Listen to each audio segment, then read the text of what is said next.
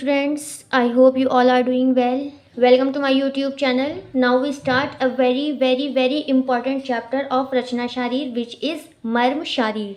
ये बहुत ही ज़्यादा इम्पॉर्टेंट चैप्टर है एग्ज़ाम के पॉइंट ऑफ व्यू से, और यहाँ से लॉन्ग और शॉर्ट दोनों टाइप के क्वेश्चंस आपको एग्ज़ाम में मिलेंगे। तो सबसे पहले मर्म शारीर स्टार्ट करते हैं और हम पढ़ेंगे सबसे पहले मर्म की डेफिनेशन, या मर्म क्या है, मर्म हम किसे कहेंगे। तो मर्म का अर्थ होता है वीक या वल्नरेबल पॉइंट।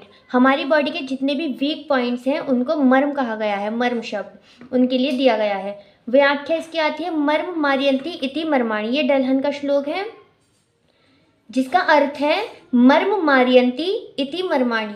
मर्म वह है जिस पर आघात होने से मृत्यु हो जाती है। आघात मतलब कोई भी होने से मृत्यु हो जाती है किसी भी मनुष्य की। अब आती है मर्म की डेफिनेशन। तो इसके लिए आचार्य सुश्रुत ने एक श्लोक दिया है, मर्माणि नाम शिरा स्नायु अस्थि संधि सन्निपात तेषु स्वभावते एवं विशेषेण प्राणाम तिष्ठन्ति। आइए इस श्लोक का अर्थ समझते हैं। बहुत इजी है, ध्यान से सुनिएगा। मांस, सिरा, स्नायु, अस्थि, संधि।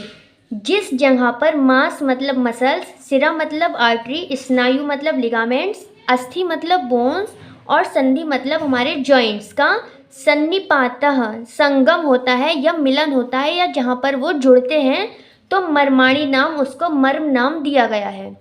एक बार और समझ लीजिए, मर्माणि नाम मांस, सिरा, स्नायु, अस्थि, संधि, सन्निपातम। जिस जगह मांस, सिरा, स्नायु, अस्थि और संधि का सन्निपात होता है या संगम होता है उसको हम मर्म नाम देते हैं। तेषु स्वभावतः एवं विशेषेण प्राणाम तिष्ठन्ति। वहाँ स्वाभाविक तौर पर और विशेष रूप से प्राण रहते हैं। बहुत इजी श्लोक है, पूरे श्लोक में ही इसका अर्थ है। आप अगर श्लोक ध्यान से पढ़ेंगे तो उसमें आपको इसका अर्थ याद हो जाएगा, और इम्पॉर्टेंट श्लोक है। उसके बाद आती है मर्म की स्थिति, कि मर्म हमें कहाँ पर मिलेंगे। तो हमें कैसे पता चलेगा कि कहाँ पर मर्म है। तो हमें दबाने पर सिरा धमनी का मतलब आर्टरीज और वेन्स का विषम स्पंदन होगा, मतलब पल्सेशन फील होगा, और पेन जब हम ज़ोर से दबाएंगे तो वहाँ पर एक पेन की या दर्द की अनुभव हमें होगा, पेन का अनुभव होगा। ठीक है, नेक्स्ट हमारा आता है संख्या। तो मर्म की संख्या टोटल बताई गई है 107 यानी 107। तो टोटल जो मर्म का नंबर है वो 107 है, जिसको हम डिवाइड कर देते हैं। इसका हम क्लासिफिकेशन पढ़ेंगे, क्लासिफिकेशन ऑफ मर्म।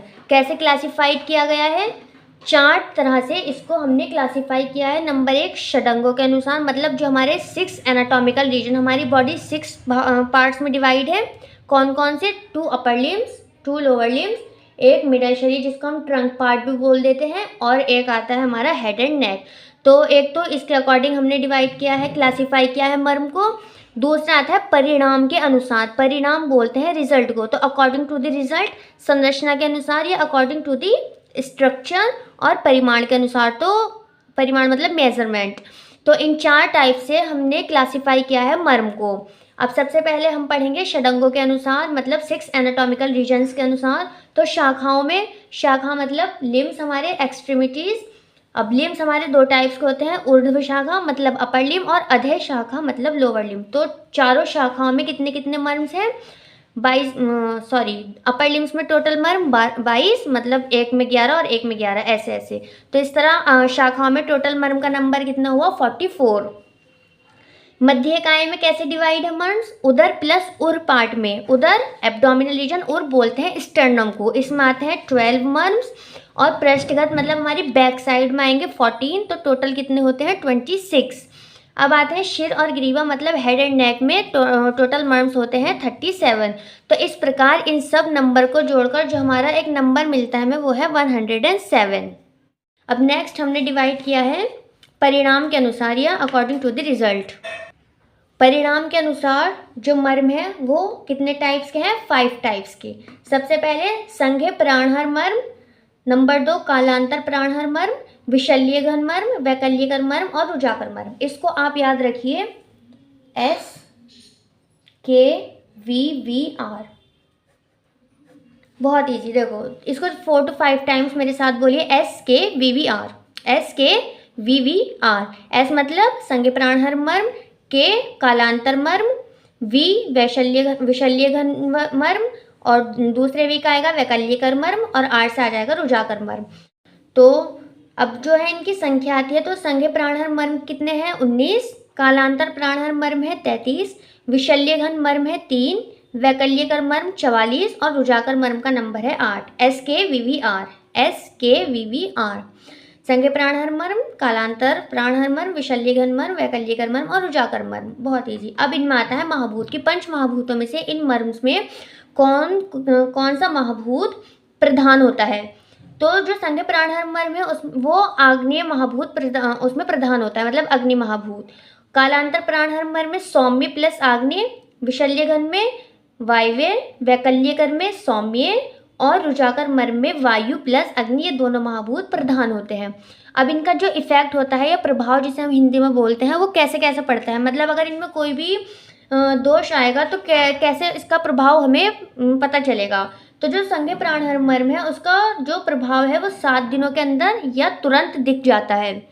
कालांतर प्राणहर मर्म का प्रभाव दिखता है 2 से 4 सप्ताह के अंदर, और विशल्य घन मर्म का दिखता है शल्य निकालते ही मृत्यु हो जाती है। वैकल्यकर मर्म, इसमें विकृति उत्पन्न हो जाती है, और रुजाकर मर्म बहुत ज़्यादा पेनफुल होता है। तो इन सब का जो प्रभाव होता है उसका ये यहाँ टेबल फॉर्म में मैंने दे दिया है ताकि आप लोगों को याद करने में ईजी रहे। नेक्स्ट हमारा क्लासिफिकेशन था रचना के अनुसार। तो रचना के अनुसार हमने श्लोक में पढ़ा था 5 प्रकार के मांस, सिरा, स्नायु, अस्थि, संधि। मर्म के नाम है मांस, सिरा, स्नायु, अस्थि, संधि। ठीक है, तो मांस कितने होते हैं संख्या में? 11 मांस में, और सिरा में होंगे 41, स्नायु में 27, अस्थि में 8 और संधि में 20। यह रचना के अनुसार मर्म है। नेक्स्ट हमारा था परिमाण, या इसको हम प्रमाण भी बोल सकते हैं, जिसको इंग्लिश में मेजरमेंट बोलते हैं। तो कैसे पहले हमने पढ़ा था कि जब पहले हमारे मेजरमेंट के लिए इंच टेप ये सब चीज़ें नहीं हुआ करती थी, मीटर स्केल वगैरह, तो हम कैसे नापते थे? 1 अंगुल, 2 अंगुल, मतलब अंगुल से नापते थे, या अंजलि प्रमाण हमने पहले पढ़ा था चैप्टर में। अंजलि प्रमाण होता था या अंगुल प्रमाण। तो अंगुल प्रमाण कितने टाइप्स के हैं? 5। आधा अंगुल प्रमाण, 1 अंगुल प्रमाण, 2 अंगुल, त्रिअंगुल और चतुरंगुल प्रमाण।